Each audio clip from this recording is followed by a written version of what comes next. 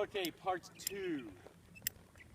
I'm going to take a couple of circles, show him where I want him to be, and then I'm not going to sit back and do nothing. I'm going to encourage forward motion. As I encourage forward motion, the more forward motion I put into a horse, the more it exacerbates the issue or the problem that he's having. If I continue to ask, if I don't, he's probably going to follow around and play the, try to be good game. If I rock my legs and say, show me what you know, he's going to go out and find a different way, or it's going to exacerbate the lean or the going somewhere. So once I rock and I say go somewhere, pick somewhere, if he's not on where I want him to be, I'm going to redirect him through. My redirect is just turning back through the center of my little circle until he finds it.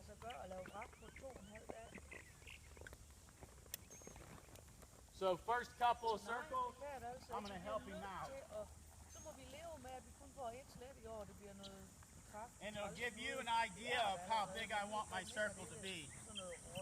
This is kind of where I want it to be. If you look, he's not unmanageable. I can get him to be on a circle. But the bigger part is reliability, and he knows where to go. So I can put him there. Now I'm going to drop my rein and say, stay there. So rock my legs. So rock my legs, you see him start to lean out. He leans out, back to the center, drop my hands back down. Drop it again. Draw him right back through it again. Drive, drive, drive. Nope, left my circle. Drop my hands back down. Leaves it again, going back across.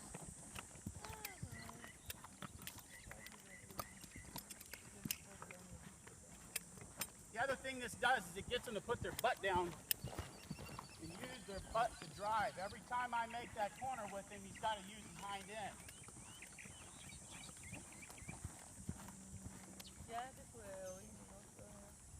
There, he started to look for it himself. I didn't make that one, okay? So, now you see him still look his head out. He's kind of finding a circle, but he's heading out, his shoulders in. Instead of trying to help that, I'm going to encourage forward motion. When I encourage forward motion, he leaves it. So that's kind of, he's hiding from it, not necessarily finding it. So I want us to continue to rock my legs, put forward motion to it, until he drives up. That was a better turn.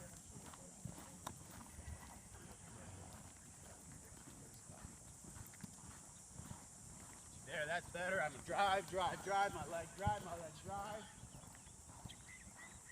There, he's starting to find it himself. Rock my legs. Now he's not leaving it. His head's going to come back in eventually. But before he does, he's going to leave it. There you go. What's he do? Got to leave my circle.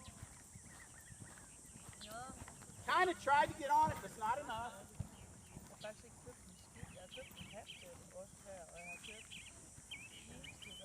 That turn right there is what gets him on his hind end, driving off of his hind end. Drive, drive, drive. There.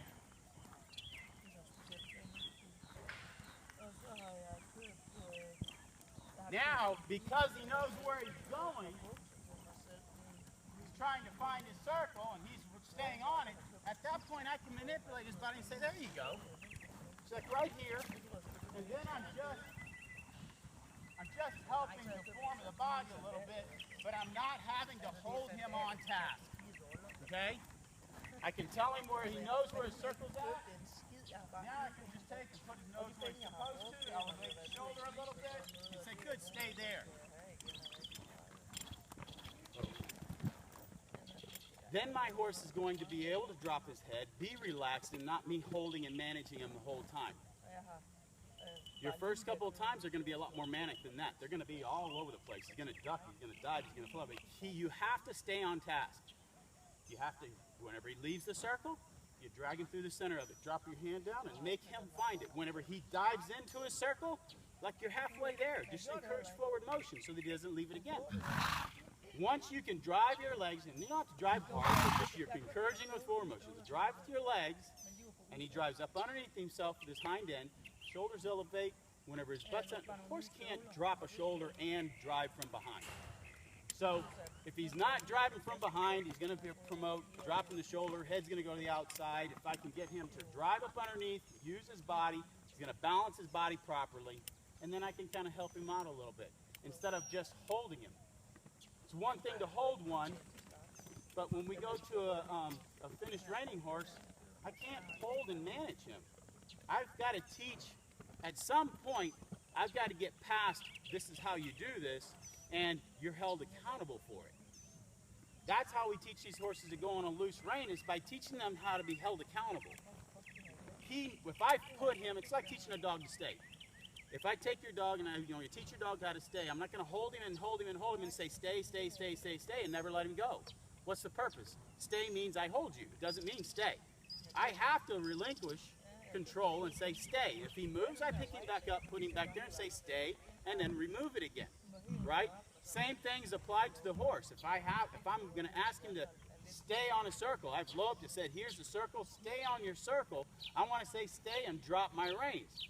If he leaves it, I have to allow for mistakes to be made in order for him to be comfortable and confident in what a circle is. So don't get frustrated whenever he leaves the circle. Don't get frustrated when it's not there. Your job is just to correct. Take him and help him and help him and help him. Whenever he gets back on his circle, drop your hands back down and say, good job. Two things it's going to do. One, it's going to teach your horse accountability. Two, it's going to get you off of your hands and riding with your hands and trying to find your balance in your hands, and you find your balance in your seat. You got to be able to find balance in your seat. You can't if you're holding on to the face.